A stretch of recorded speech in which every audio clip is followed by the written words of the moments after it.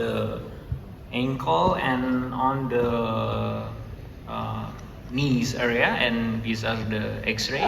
This is due to the motor vehicle accident, but the main findings on the physical examination, there is absence of pulsation in dorsalis pedis and tibialis posterior.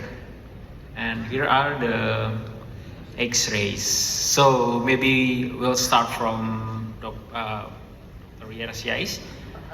If in Abu Dhabi, in your hospital, you found case like this, what is your thought process? What do you do first, and then what comes next, and so on? So this is a high energy injury motorbike accident. So the first thing to think about is ABCs, airway, breathing, circulation, whether it's isolated injury, if there are any other injuries that affect airway, breathing, circulation. So management based on the ATLS protocol.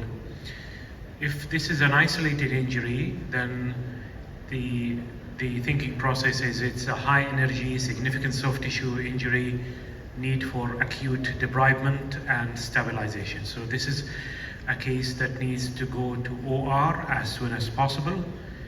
Start with cleaning the wound from any major debris, sterile dressing or saline soaked gauze dressing, IV antibiotics, tetanus prophylaxis, and take him to OR for debridement and X-fix bridging fixation initially.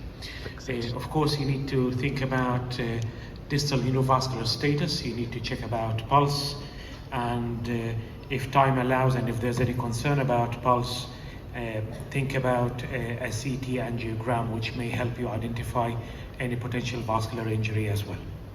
So do you have any rules or maybe guidelines, procedure? How long usually the patient that has open fracture and needs to be treated in the time window? Do you have that kind of window in your hospital? I mean, 3 hours tops, the patient gonna have surgery. So depending on the vascular situation, if there is a vascular injury, usually this is declared as trauma level 1. Trauma level 1 is immediate to OR.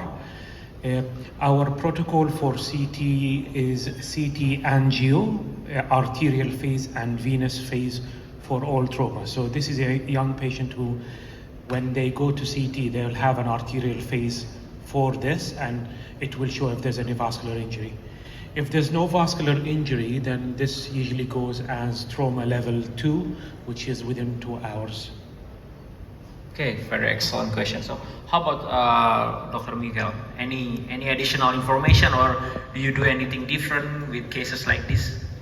Well, I have to say, I think he said everything about all. Now, just adding things, because I completely agree with him. We start with everything, ATLS protocol and everything, so on.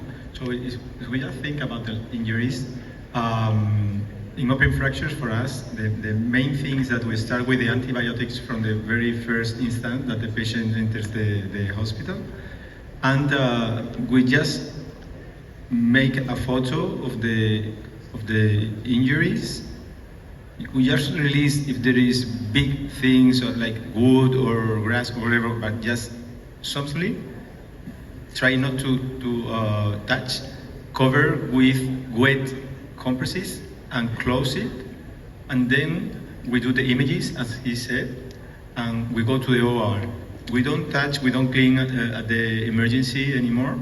We do at the OT, emergency OT, and of course we don't categorize on the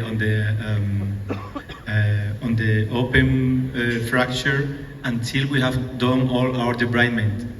So our approach would be the same, damage control for this limb, and going there to the OT, if already have the angio and we know there is maybe a vascular injury associated, proximally or distally or whatever, I would have also called for my colleague to join me there. So, yes. And there my step should be first our part to stabilize, of course, stabilize, debridement, cleaning, and after that is the time for the vascular surgeons in case they need to do so. So usually is on one hospitalization. So I mean, like the patient will have a length of stay of like 2 weeks maybe in your hospital, or after you debride, after you do maybe external fixation, and then you can send the patient home, and then they come back after the soft tissue and the infection is already healed. Or you do it in one hospital setting, one hospital stay setting. We do in this one setting, yes. Oh, okay.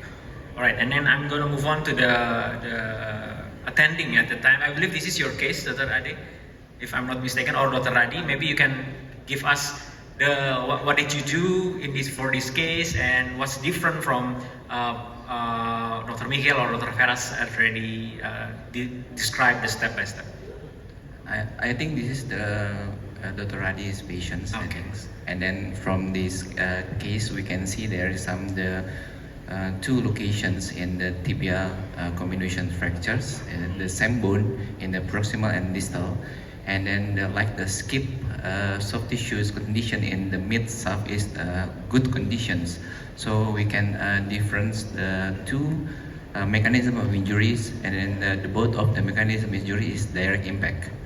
Because of in the proximal side of the tibia, like the missing bone in the proximal, the ulna, and then the lateral plateau. So I think this is the very combinations that by the mechanism of injury in direct impact. So we have to think about there is the concomitant injury beside the contralateral side, and then like the more proximally regions like the pelvic and then the femur or the upper extremities. We can think about there is considerations of the associated injury. So we have to confirm with the soft tissue first, and then we can try to measure the scoring by the mass score, and then we have to know we can treat by the crush injury or we can treat by the open fractures cases. So I think this is the difference goal.